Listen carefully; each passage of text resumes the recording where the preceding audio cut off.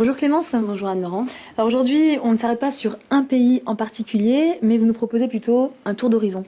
Voilà, donc je vous invite à faire un tour du monde de la persécution des chrétiens à partir d'un index. Il s'agit de l'index mondial de persécution appelé World Watch List, donc en anglais.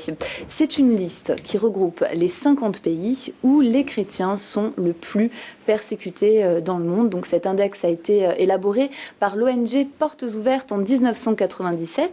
C'est donc un outil qui nous permet de bien connaître la situation des chrétiens dans chacun de ces pays et donc d'agir en conséquence. Et plusieurs tendances ressortent de cet index. Je vous propose de les découvrir en visionnant donc cet extrait vidéo. Chaque jour, dans le monde, des chrétiens sont persécutés à cause de leur foi. Pour montrer cette réalité, Portes Ouvertes publie annuellement un index mondial de persécution qui liste les 50 pays où les chrétiens sont le plus gravement discriminés. La Corée du Nord est encore en tête de cet index, avec 70 000 chrétiens détenus en camp de travail. C'est le pays où il est le plus difficile d'être chrétien. Mais l'islam intégriste reste la principale source de persécution dans le monde.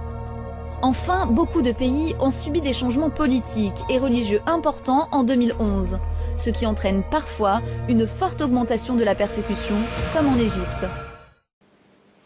Voilà, donc on vient de découvrir ces tendances. La Corée qui, pour la 10e année consécutive, tient la première place du classement. Donc c'est l'une des premières tendances. Et puis la deuxième, on constate que l'extrémisme islamique est la principale source de la persécution des chrétiens. C'est vrai que dans cet index, il y a plusieurs pays donc qui sont musulmans, qui font partie de cet index. Par exemple, sur les 50 pays, il y en a 38 qui sont musulmans. Et donc sur les 10 premiers, on en dénombre 9.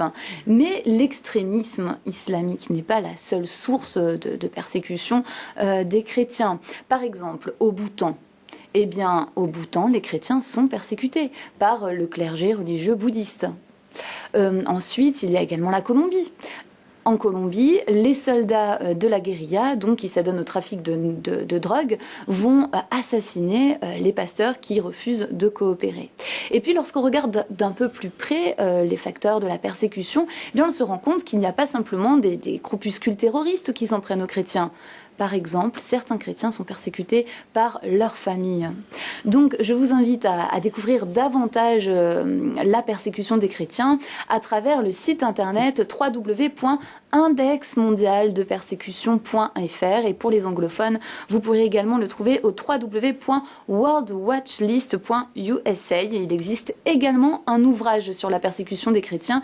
Il coûte 7 € et pour l'obtenir, il faut donc contacter l'association Portes Ouvertes France.